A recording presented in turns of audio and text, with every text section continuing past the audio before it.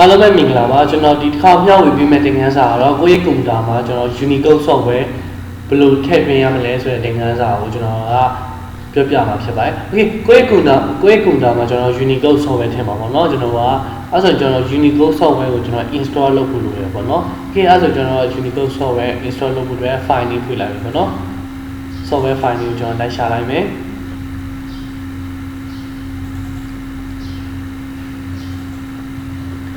Okay ဒီ file လေးပေါ့နော်ဒါကကျတော့ Unicode software installation လုပ်တဲ့ file ဒီကောင်ကျတော့ raw file လို့ခေါ်ရပါတော့ဒီ file ကိုကျွန်တော် win raw file လို့ခေါ်ရဒီ software ကိုကျွန်တော် right click open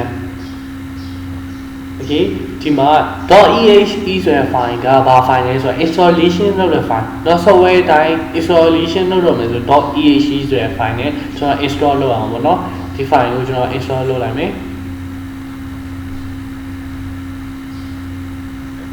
Okay အဲ့ဒါကျွန်တော်ခဏဆောက်ပြရပြီးတော့ကျွန်တော် yes ကိုနှိပ်လိုက်မယ်ပြီးတော့ next ကိုနှိပ်လိုက်မယ်ပြီးတော့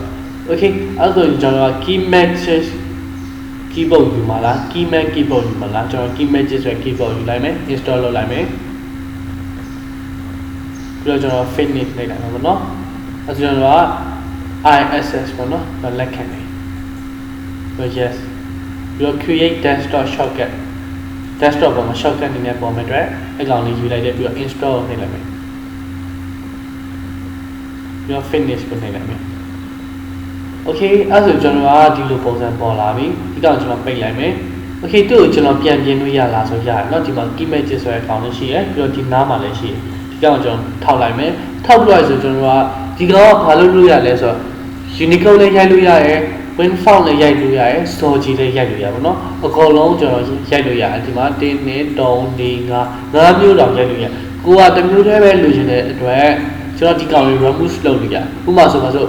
ဒီကောင်ကိုကျွန်တော်ထောက်တယ် remove လုပ်လို့ရတယ်ပြီးတော့ yes เนาะဒီတော့ကိုကျွန်တော်ဆက်လက်ပေးရယ် Okay ပြီးတော့ remove ကိုရွေးလိုက်တယ်ပြီးတော့ yes ဒီလိုเนาะဒီတော့ file တစ်မျိုးတည်းပဲကျွန်တော်ယူမှာပြီးတော့ option မှာကျွန်တော်ပြောင်းလို့ရ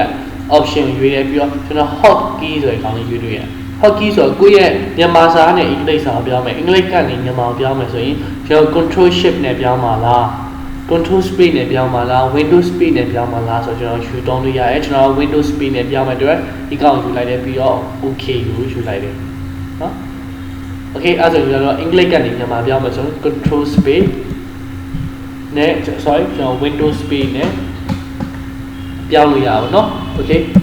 ဒီမှာ English ကနေမြန်မာအင်္ဂလိပ်ပြောင်းမယ်ဆိုတော့ကျွန်တော် Windows Space နဲ့ပြောင်းလို့ရပါတော့ကိုတက်မှတ်ထားတဲ့အတိုင်းကျွန်တော်နှိပ်ပြီးတော့ပြောင်းလို့ရတယ် Okay အဲ့ဒါဆိုကျွန်တော်ကဒီမှာ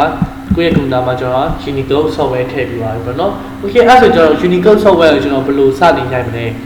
အဲ့ဒါဆိုကျွန်တော် Microsoft Word ကိုဖွင့်လိုက်မယ်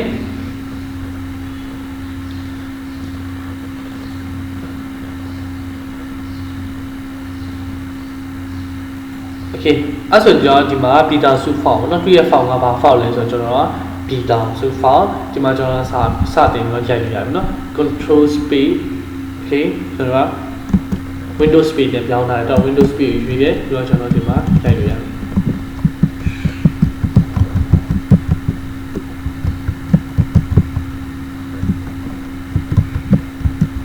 Okay အားလုံးရမယ်လို့ထင်ပါတယ် software installation လုပ်တဲ့ပုံကိုရမယ်လို့ထင်ပါတယ်